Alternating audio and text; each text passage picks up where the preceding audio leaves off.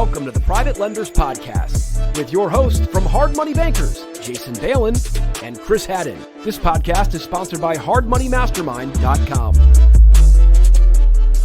Hey everyone, Chris and Jason here. Thank you for checking out the Private Lenders Podcast. Real quick before we get started here, there may be one spot left for our June event, June 4th and 5th here in Maryland. If you're interested, go check out hardmoneymastermind.com, click on live events, and you can talk to Dave Bauer to see if there are any spots left. All right.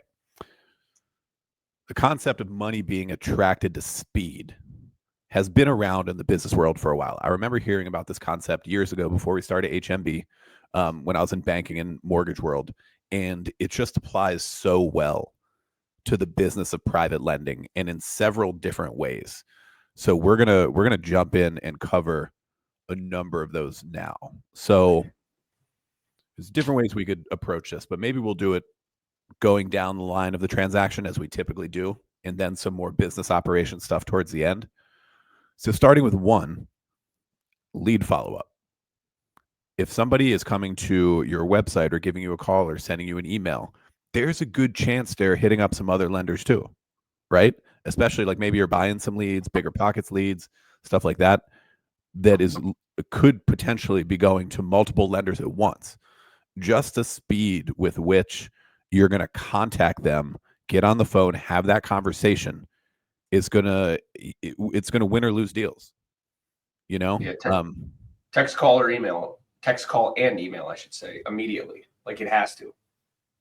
You should have systems built into your website where if someone fills out a loan application or you're potentially, generating a lead somewhere, figure out a way that you can send them an immediate text, send them an immediate email. Most importantly, pick up the phone and call. That's obviously the top priority one.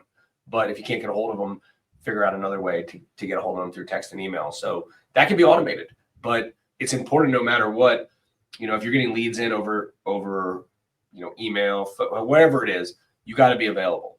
I know too many investors that, wait, lenders, I should say, they wait until like, I'll call them back in an hour, or I'll do this, or I'll do that, or I'm working on something else. Like, you got to get in touch with them immediately. Like, I don't know any better way to say it. Like, whoever gets in touch with them first potentially is going to solidify the relationship.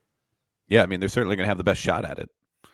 All right, so moving down one step down, now we're at you've made contact with the lead, and you're looking to put out real loan terms, an actual quote that you're comfortable with and that you know is going to close like that. Because look, a lot of lenders out there, they don't know the terms they can lend. They don't know the loan amount.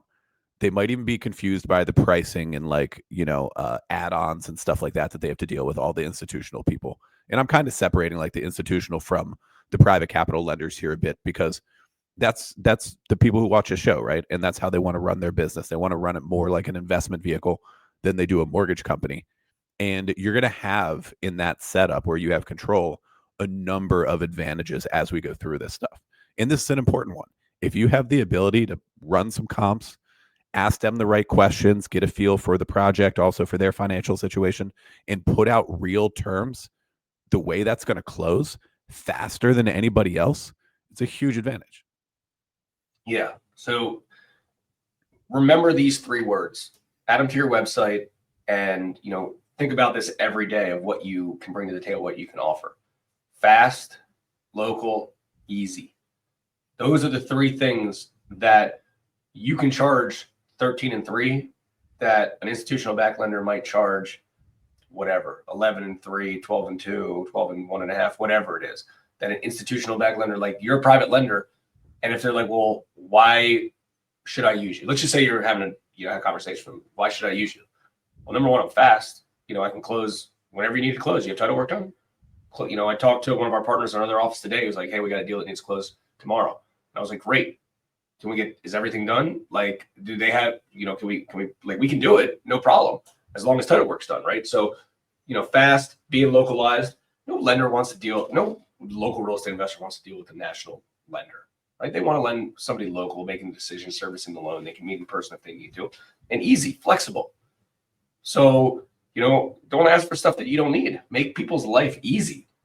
So going back to speed and fast, like be decisive, figure out what you're going to do, and commit to the deal, or tell the borrower what else you need to make it work. Like an institutional lender can be like, okay, well, we're probably going to come in like this. This is what our quote is. Pay for the appraisal, do all this stuff, and then we'll put it into underwriting. It's like, I am the underwriter. Let's go. Like, get on the phone with them with confidence. Like, this is how we can structure the deal. This is what we're gonna do, and we're gonna make it work and prioritize it and just keep it moving. I'll say, I was thinking about this. Over 50% of the loans that we do come to us because they need to close like within the next few days or a week. And I will say that the majority of them don't close in that period of time, not because we're not ready to, it's just they're not necessarily ready to. Like, they think they are. They think they need to close in the next few days or whatever. We get them locked in because of that. There might be something with the title work or whatever it is. But like, you're securing deals because you can tell your borrowers you can move fast, and you do move fast. Like, you got to prioritize. You got to prioritize them, and speed wins. Yeah, I mean, especially when it comes to hitting settlement dates. So we have one currently. I haven't told you about this one yet. We have a borrower that's been in default for a little while. Property in Maryland. They didn't totally finish a construction job. They completed it most of the way, and they need to sell as is to an investor. Long story short, right? There's been some other, court stuff and legal things going on, but we made a deal that we would accept X amount. It's going to be a good payoff. Although we gave him a little haircut, totally cool. Gave him a little discount, and they're selling to an investor from New Jersey, and they have a lender from New Jersey. And I talked to the buyer because they needed more time to close. The lender a couple weeks ago said, look, we got to do something else, second appraisal, something like, and they're an investment property lender. They're doing a fix and flip loan to their investor buyer. And they needed another like week and a half or whatever it was. So they set that closing date for this past Friday, so a few days ago. And that was the end of the contract extension. They didn't hit their closing date. This lender blew it. The seller, even the title company was ready. The buyer was ready. The seller, our borrower who's paying us off, even went in and signed. They signed late on Friday afternoon, and the lender still blew it. They blew the closing date again. And we never miss closing dates. If title's ready, if our borrower is ready with the cash to close and everything, it's never going to be on our end that we miss it. And that is a big opportunity for a lot of lenders watching and listening to this right now, because so many people in the industry, I don't care if it's private money, commercial, conventional, lenders miss closing dates all the time. It is infuriating at times. They should be embarrassed to miss closing dates and to ruin a whole transaction potentially for a number of other parties. But I digress. There's the opportunity, is the point. Yeah, I mean, the two reasons they're missing them, number one, which most important reason, is they don't know, because like, oh yeah, well, we got to do this, and it's got to go to underwriting. The left hand doesn't communicate with the right hand.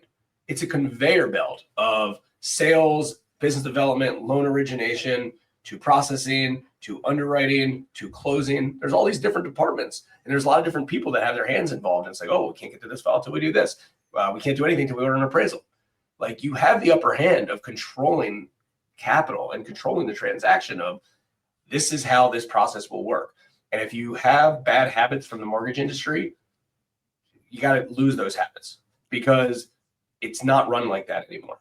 It's, hey, we have a deal, we want to lend on it. I want to make my borrower's life very, very easy. I'm not going to give them overcomplicated tasks, and I'm going to set a reasonable timeline, right? Like, listen, if you don't think you have the structure to do a loan in a day or two, that's okay. Just make it a reasonable amount of time, and it's typically fast enough that you'll still be able to get it closed, and stick to it and make it work. Because like Chris said, too many of these lenders can't make it work, but they're good salespeople. They're still able to kind of solidify the business. But usually when they screw up a closing date and somebody loses a deposit or something big like happens, they're going to lose that deal in general. Like, we do, a big portion of our loans are somebody who thinks they want to go to an institutional lender because the only thing they're doing is chasing price or the highest leverage. And then next thing you know, the deal blows up and it doesn't close, and they lose out on an opportunity. And it's like, sometimes they got to get stung before they realize that. So part of our upfront education origination process is, hey, listen, I get it. I get you're bringing a little bit more money to the table than you originally wanted to. And, if you, in essence, the options is like, you're going to close, you're referred to us by a good borrower who we've done lots of deals for. You got to close in 3 days. You don't want to lose your deposit. Yeah, you might be bringing $10,000 more cash to close, not cost, but cash to close down into this deal. It's going to make sense to do than potentially risk it going this other place. I'm not bad mouthing institutional capital sources or bad mouthing certain lenders. I'm explaining to them the process of, hey, I'm the lender, I'm the underwriter, I'm the capital source. I'm telling you that we're going to do this in this period of time. Yeah, maybe you bring a little bit more money to the table than you might want, or the rate's a little bit higher than you want, but we'll get this done. I get it. It's important. I mean, so many of those 3 things I said earlier, related to, fast, local, and easy. Like, that's the mindset you have to have when you're doing sales calls with these folks and these borrowers, so they understand. So we'll make this very easy for you. I'm local. We can meet if you need, if we all want to, and it's fast. It's going to be quick. Such an important part. Yeah, I mean, you have to sell what you have. You have to sell your strengths. Also, same thing goes for, I'm going to switch gears here in a second, but same thing goes for construction draws, obviously. Like, borrowers doing construction work, maybe multiple projects, every day matters for them. They have contractors to pay, they have materials to buy. Get those done as quickly as possible. So I also want to talk about some of the business operator stuff and how speed is important there. Now, I want to preface this by saying, just like I was saying at the Charleston meeting a month ago, or a few weeks ago, we aren't big fans of redoing a whole process inside of our business to end up with a similar result. Like, we don't want to redo this whole software and the way we do whatever, this part of our operation, and it looks a whole lot like what it was before. But that being said, in any business, over time, innovation is going to be key. So let's talk about speed. How quickly, like, for example, if we would have switched to a proper loan servicing software years sooner, that would have benefited us a lot. If we did that sooner, we would have, in all likelihood, raised more capital because of that system and deployed more capital earlier. I believe that. Like, we, just by being price sensitive, we went the cheap route and hung on for too long without getting the proper professional loan servicing system. Something else that we're working on now, details coming out soon, but we're working on some marketing and CRM and loan origination integrations that, again, we could have done this some years ago. We, in all likelihood, would be in a better spot today if we did that. Another example, paid traffic. So we do most of our paid traffic. We buy some leads from third-party websites and stuff. We run some Google traffic. We run some Meta traffic, so Facebook and Insta. But our borrowers 10 years from now, where are they? They're probably spending their time on TikTok and Snapchat, right? It would be smart, not that you want to run heavy traffic to people who aren't yet in the game, but when the time is right, if you can be first mover there, or if you've already built the following on TikTok, just using that as an example, of future real estate investors in your area, you're going to be ahead of the game. So the same concept applies to every aspect of the business. Can you do it quickly? Can you do it quicker than your competition? Can you do it quicker than you think you need to? Because it's going to put you in a better spot. The same concept repeats over and over and over. Yeah. I mean, anything in your business, man, we've also learned over time that we'll throw money at stuff just because we want to accelerate the process, right? Like, we just do. Like, we want to, we've had business coaches, we've had consultants, we've had one-off projects with stuff. And it's just like, we're occupied running our business and generating deals and stuff like that. If there's little side projects, that we need for our business, like, we'll pay for speed, right? The title of this episode, money is attracted to speed. Like that's what's going to happen. We've been joking, some of you guys know our buddy Shane, who will also be at the upcoming June event speaking. He was a hit at our May event. So we brought him back out to the June event for both days as well to talk about some of the really awesome stuff he's been doing with us on some paid and digital and SEOs stuff for lead generation, really helping us generate leads. But I joke with him every day and I'm like, Shane, I want to spend $50,000 a month on traffic. If I can spend $50,000 a month on traffic, I know I can potentially 3, 4, 5, 10x the amount of money that we can make on that. And we're not necessarily ready for that, right? Like it takes time to build out some of these things. Not that we can't support that volume, but we wouldn't be getting the best traffic at that scale, right? Like we're still tweaking a lot of stuff, testing things and stuff like that. Point is like, I want to throw money at it. As quick as possible to get things going. So to sum this whole episode up, I think the easiest way to say it is you have a lot of advantages being a private lender. You have a lot of advantages in the real estate investment space, having control of capital. And the borrowers that are borrowing money from you, they just want this done quickly. They have a problem that needs to be solved. They need a bridge loan on a commercial property. They need a fix and flip loan on a real estate, flip. They need some sort of short-term capital on a rental property they have. They need the money and they need the money quick.